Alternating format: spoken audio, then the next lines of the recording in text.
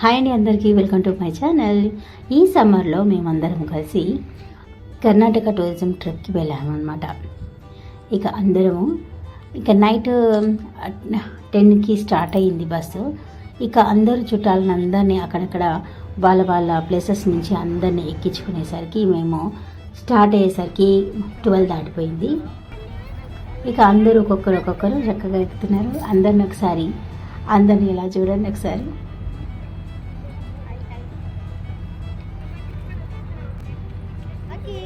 ఒక్కొక్క ప్లేస్లో ఒక్కొక్కరు ఎక్కిరు, అందుకే కొంచెం సమయం అయిపోయిందనమాట.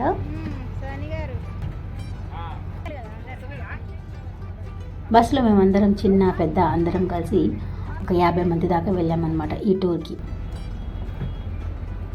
సరదాగా పాటలు పాడుకుంటూ ఎంజాయ్ చేసుకుంటూ చాలా బాగా ఎంజాయ్ చేసుకుంటూ చక్కగా మేము వారం రోజులు హ్యాపీగా గడిపామన్నమాట.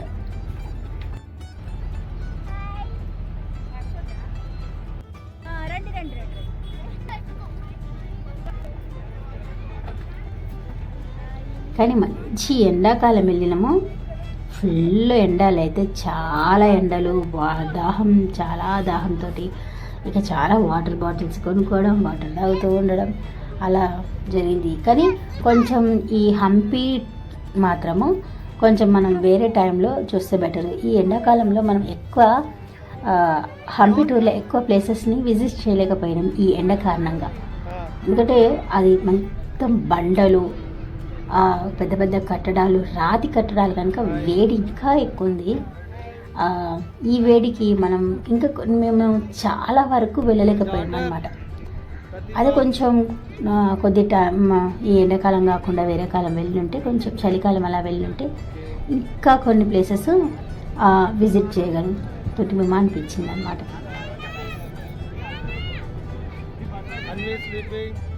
ఇక అందరూ అందరికీ హాయ్ అని చెప్పుకుంటూ అందరం ఇక స్టార్ట్ అయ్యాము. ఇక కాస్త టైం కాగానే అందరిగా పడుకున్నారు. కొంచెం తర్వాత ఎర్లీ మార్నింగ్ లేవగానే ఇక ఇక్కడ నా ప్లేసెస్ దగ్గర మా మాకు వంట చేయడానికి షెఫ్స్ కూడా తీసుకెళ్ళాము అనమాట.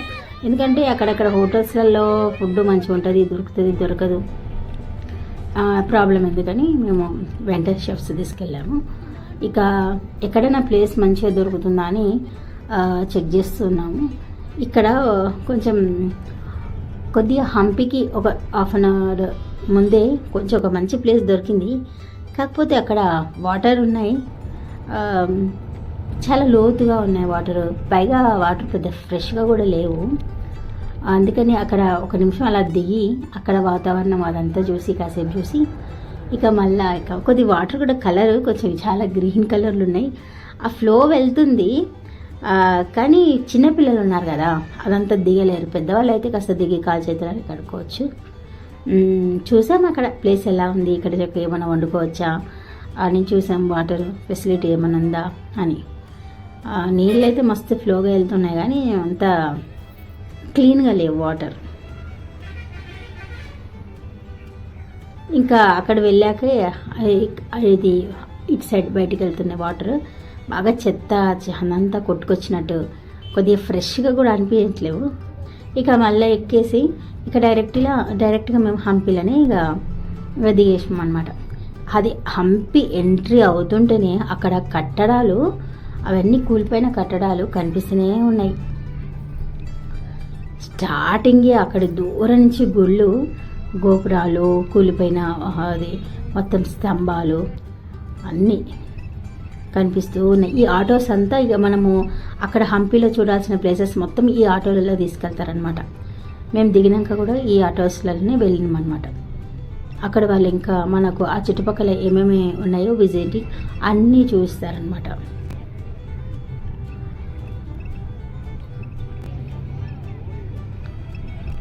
అసలు పచ్చని ఆ పక్కకే మొత్తం వాటర్, ఫుల్ వాటర్. తుంగభద్ర నదేనేమో అనుకుంటున్నాము.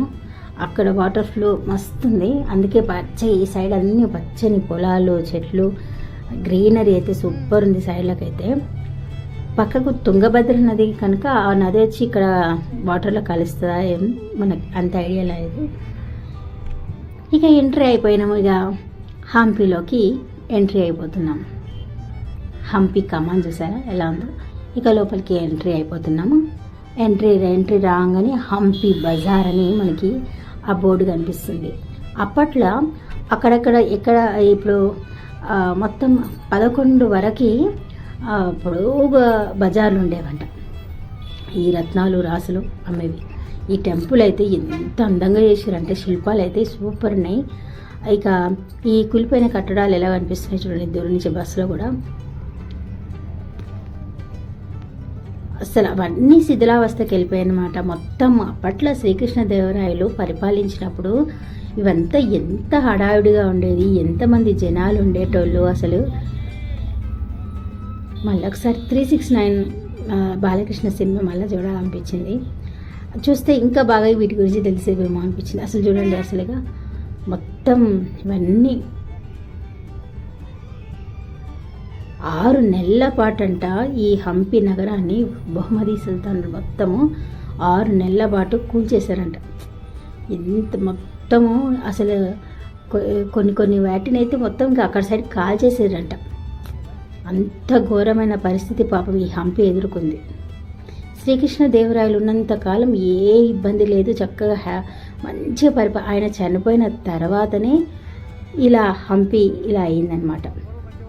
సరైన పాలన లేక ఏం లేక. ఇక్కడ హంపిలో ఇక్కడ పార్కింగ్, బస్ పార్కింగ్ అంతా ఇక్కడ ఒక గుడికి 1 కిలోమీటర్ ముందు పార్కింగ్ ఉంటుందని, ఇక్కడ పార్కింగ్ అయినాక ఇక్కడ మేము ఇక బ్రషింగ్ చేసుకొని ఇక మా షెఫ్స్ మాకు టీ ఉప్మా వేసి ఇచ్చారు.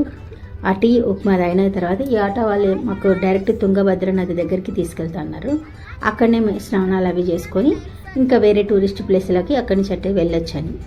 అయితే ఇంకా మేము అందరముగా టిఫిన్ అవన్నీ కంప్లీట్ చేసుకున్న తర్వాత ఇంకా నెక్స్ట్ ఆటోలకి పర్ పర్సన్ మేమైతే 260 వరకు ఇచ్చాం. వాళ్ళు చాలానే అడిగారు కానీ మేము చాలామంది ఇంతమంది మేము పిల్లలు ఒక 10 మెంబర్స్ కానీ 40 మెంబర్స్ పెద్దోళ్ళమే ఉండబట్టి కొంచెం పర్సన్ 260 రూపీస్ అట్లా మేము ఇచ్చినాము. ఇక్కడి నుంచి మనకి ఆ తుంగభద్ర నదికి తీసుకెళ్తున్నారనమాట. అక్కడ చూడండి విరూపాక్ష టెంపుల్. తర్వాత మన నెక్స్ట్ వీడియోలో విరూపాక్ష టెంపుల్ గురించి కూడా ఉంటుంది. నా వీడియోస్ మీరు నెక్స్ట్ కంటిన్యూగా చూస్తూ ఉండండి. ఈ ప్రతి విషయాన్ని ఇక్కడ హంపిలో మేము చూసిన కొన్ని ప్లేసెస్ మాత్రం అవన్నీ మీకు వివరంగా చెప్పగలుగుతాను. ఎందుకంటే ఈ ఎండ కారణంగా చాలా ప్లేసెస్కి మేము వెళ్ళలేకపోయామన్నమాట. అయినా మాకు టైం సరిపోలేదు. మేము ఇక్కడ ఎక్కువ తుంగభద్ర నదుల్లోనే స్నానానికి చాలా టైం కేటాయించడం. మేము వెళ్ళింది 11 అలా వెళ్ళినా కానీ మేము స్నానాలు చేసి బయటకు వచ్చేసరికి 1 or 2 అయిపోయింది. తర్వాత అక్కడున్న చుట్టుపక్కల 2 ప్లేసెస్ చూపించి ఇక ఆటో వాళ్ళు వెళ్ళిపోయారు అన్నమాట. తర్వాత ఈవినింగ్ మేము మళ్ళీ నడుచుకుంటూ విరూపాక్ష టెంపుల్కి వెళ్ళాం. మామూలుగా ఆటో వాళ్ళే తీసుకెళ్తారు మనం కరెక్ట్ టైంకి వస్తే. ఇక మేము సాయంత్రం విరూపాక్ష టెంపుల్కి వెళ్ళామన్నమాట. గుడికి వెనకాలనే తుంగభద్ర నది ఉందన్నమాట. కానీ ఎంత హైట్ అంటే అప్పట్లో ఎంత బాగా ఎంత హైట్ తుంగభద్ర నది పొంగినా వచ్చినా కానీ ఏమన్నా వరదలు ఏదైనా వచ్చినా కానీ ఈ హంపి నగరానికి ఏం కాకుండా ఎంత హైట్లో కట్టిరు. అవి చూడండి అసలు రాళ్ళ మీద రాళ్ళు ఎంత బాగా అసలు ఇంత చెక్కు చెదరకుండా ఇట్లా బేస్మెంట్లు ఎంత మంచిగా కట్టిరు అసలు. ఇక్కడ ఆటో వాళ్ళు మమ్మల్ని ఇక్కడ దింపేశారనమాట. ఇంకా నెక్స్ట్ మేము ఇంకా కిందికి దిగిపోయాం. కిందికి దిగి తుంగభద్ర నదిలో దిగడం వరకు ఓకే. ఎంతసేపు అయిందో మాకే సమయం తెలియదు. ఆ వాటర్ చూసేసరికి ఎండకి 2 అయిందో 1 or 2 దాకా అవర్స్, చాలా అవర్స్ అక్కడ వాటర్లో మేము స్పెండ్ చేయాల్సి వచ్చింది. వాటర్ పైన ఎండ, కింద వాటర్ చల్లగా అసలు ఎంత బాగుందో వాటర్. హ్యాపీ మంచి స్నానాలు చేసినాం అక్కడ. అసలు ఎంత ఫాస్ట్గా వాటర్ వెళ్తున్నాయి, మంచిగా వెళ్తున్నాయి. చూడండి ఎంత హైట్, అంత హైట్ అసలు అప్పట్లోనే అంత బాగా కట్టించారు. ఆ మెట్లు అవి ఎంత హైట్, ఎంత గలము. ఇక మేము ఇక్కడ స్నానాలకు దిగిపోయి స్నానాలు చేసేసినాం అన్నమాట. ఇక మేము స్నానాలు చేసి వచ్చిన తర్వాత మమ్మల్ని అక్కడ ఉన్న ప్లేసెస్కి తీసుకెళ్ళారనమాట. పిల్లలు అసలు వస్తారా, స్నేహితులు కనిపిస్తే చేస్తూనే ఉన్నారు స్నానాలు పిల్లలు. వాటర్ ఎంత బాగా ఫ్లో అవుతుంది కదా. అక్కడ దూరంగా జెండా కూడా అక్కడ ఉంది.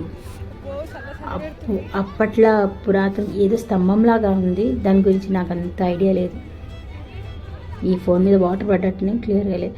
అయితే ఇక అక్కడి నుంచి మమ్మల్ని ఇక్కడ కడలేకల్ గణేష్ దగ్గరికి తీసుకొచ్చారనమాట. అక్కడ అవి ఆ స్తంభాలు చూడండి ఎంత బాగా పెద్ద పెద్ద అవి. అప్పట్లో ఎలా దేంతో తీసుకొచ్చి నిలబెట్టారు. అప్పట్లో ఆ ఎడ్ల బండ్లు ఏమేమి ఉపయోగించారో, గుర్రాల మీద, ఏనుగుల మీద ఈ రాళ్ళన్నీ ఎలా తీసుకొచ్చారో. ఎర్రటి ఎండ మండిపోతుంది అప్పటికే, ఈ బండలు వేడి వేడి. ఇక మేము ఆ కడలేకల్ గణేష్ దగ్గరికి వెళ్ళామన్నమాట. వీడియో చాలా ఎక్కువ లెంత్ అవుతుందని నెక్స్ట్ మేము వెళ్ళిన ప్లేసెస్ అన్నీ 1 by 1 మొత్తం క్లియర్గా ఇంకో వీడియోలో మీకు అన్నీ ఉంటాయి. ప్లీజ్ నా ఛానల్ నచ్చినట్లయితే లైక్ చేయండి, షేర్ చేయండి, సబ్స్క్రైబ్ చేసుకొని పక్కనే ఉన్న బెల్ బటన్ని క్లిక్ చేస్తే నేను పెట్టిన ప్రతి వీడియో మీకు నోటిఫికేషన్ రూపంలో వస్తుంది. Thank you for watching.